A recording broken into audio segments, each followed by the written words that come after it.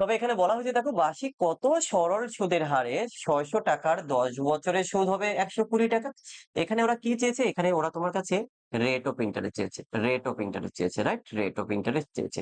আমরা ফার্স্ট ক্লাসে একটা সূত্র বলেছিলাম, rate of interest equal to কি বলতো, SI into 100 divided by PT, right. যদি তাই হয় এখানে আমরা ভ্যালুটাকে বসিয়ে দিতে পারি, তাহলে আমাদের উত্তর চলে আসবে। তো এখানটায় দেখো এসআই কত, দেখো 600 টাকার 10 বছরের সুদ হচ্ছে 120 টাকা, তুমি এইভাবে লিখবে 120 ইন্টু 100, আসল হচ্ছে 600 টাকা, টাইম হচ্ছে 10 বছর। যদি এটা কাটাকুটি করি কত হবে বলতো, 120 দিয়ে কাটলে 5, 5×10 = 50, 2 হবে, তাহলে 2% আমাদের উত্তর হবে। এই যে গল্প শেষ। তো আমরা এটাকে সূত্র দিয়ে নয়, আমরা এটাকে একটু অন্যভাবে করার চেষ্টা করব। আমরা অন্যভাবে করার চেষ্টা করব কিভাবে।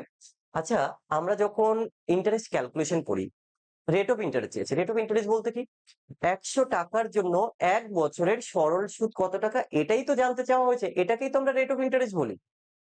10 বছরের জন্য কত টাকা হয়েছে তার উপর বেস করে তো আমরা রেট অফ ইন্টারেস্ট বলি না, 1 বছরের জন্য।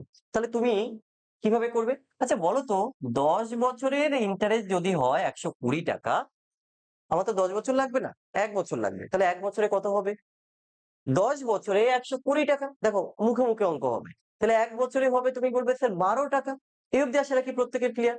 তাহলে যে 12 টাকা ইন্টারেস্ট পেয়েছো কত টাকার জন্য, স্যার এই তো কোশ্চেনে বলে দিয়েছে 600 টাকার জন্য, তাহলে 600 টাকার জন্য তুমি 12 টাকা ইন্টারেস্ট পাও।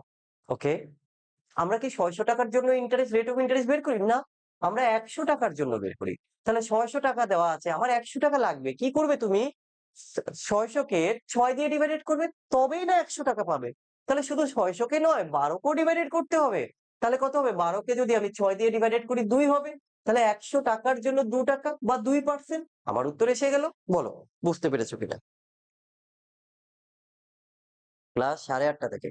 আচ্ছা ভাই, যারা আছো প্লিজ একটু কমেন্ট করবে। তাহলে আমি যদি এটাকে লিখি একটু তোমাদের জন্য, এটা লিখলে বেশি বড় হয়ে যায়।